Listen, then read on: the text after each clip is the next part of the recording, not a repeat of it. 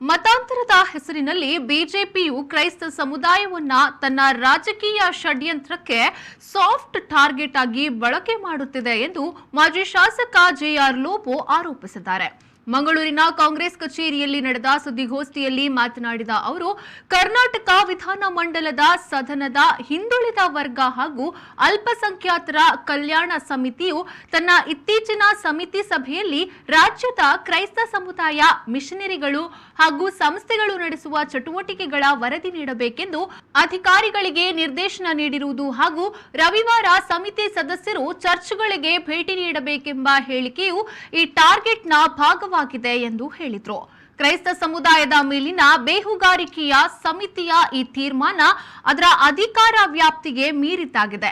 ಸಮಿತಿಯು ಹಿಂದುಳಿದ ವರ್ಗಗಳ ಮತ್ತು ಅಲ್ಪಸಂಖ್ಯಾತರ ಅಭಿವೃದ್ಧಿ ಬಗ್ಗೆ ಚಿಂತನೆ ನಡೆಸಬೇಕೇ ಹೊರತು ಇಂತಹ ಕೃತ್ಯಗಳನ್ನ ನಡೆಸುವುದಲ್ಲ ಎಂದು ಹೇಳಿದರು. ಹಿಂದುಳಿದ ವರ್ಗಗಳ ಮತ್ತು ಅಲ್ಪಸಂಖ್ಯಾತರ ಸಮುದಾಯದ ಏಳಿಗೆಗೆ, ಅದರ ವೆಲ್ಫೇರ್ಗೆ ಏನು ಮೆಜರ್ಸ್ಗಳು ಬೇಕು, ಸರ್ಕಾರದ ಯಾವುದೆಲ್ಲ ತೀರ್ಮಾನಗಳು ಯಾವ ರೀತಿಯಲ್ಲಿ ಜಾರಿ ಆಗ್ತವೆ, ಸಮುದಾಯದ ಅಭಿವೃದ್ಧಿ ಯಾವ ರೀತಿ ಮಾಡಬೇಕು, ಇದನ್ನು ಪರಿಶೀಲನೆ ಮಾಡಲಿಕ್ಕೆ ಮತ್ತು ಕ್ರಮ ಜರುಗಿಸಿ ಸರ್ಕಾರಕ್ಕೆ ವರದಿ ಮಾಡಲಿಕ್ಕೆ ಇರುವಂತ ಒಂದು ಬಹಳ ಪ್ರಮುಖವಾದ ಸಮಿತಿ. ಇದು ಪೊಲೀಸ್ ಇಲಾಖೆಯಲ್ಲಿ ಕಾರ್ಯನಿರ್ವಹಿಸುವ ಹಾಗೆ ಸಮುದಾಯಗಳ ಮೇಲೆ ಬೇಹುಗಾರಿಕೆಯನ್ನು ಮಾಡುವಂತಹ ಸಮಿತಿ ಅಲ್ಲ.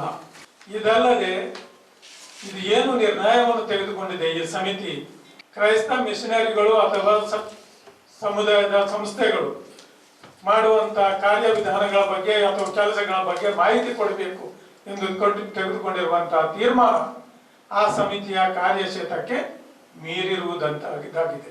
ಎಲ್ಲ ಧರ್ಮಗಳಿಗೆ, ಮತಗಳಿಗೆ ಶಾಂತಿಯುತವಾಗಿ, ನ್ಯಾಯಯುತವಾಗಿ ಕೆಲಸ ಮಾಡಲಿಕ್ಕೆ ಅವಕಾಶಗಳು ಇವೆ. ನಮ್ಮ ದೇಶದಲ್ಲಿ ಕ್ರೈಸ್ತ ಧರ್ಮವು ಹೊಸದಾಗಿರುವಂತಹ ಧರ್ಮವೇನು ಅಲ್ಲ. ಕ್ರೈಸ್ತ ಧರ್ಮದವರು ಶಾಂತಿ ಪ್ರಿಯರು.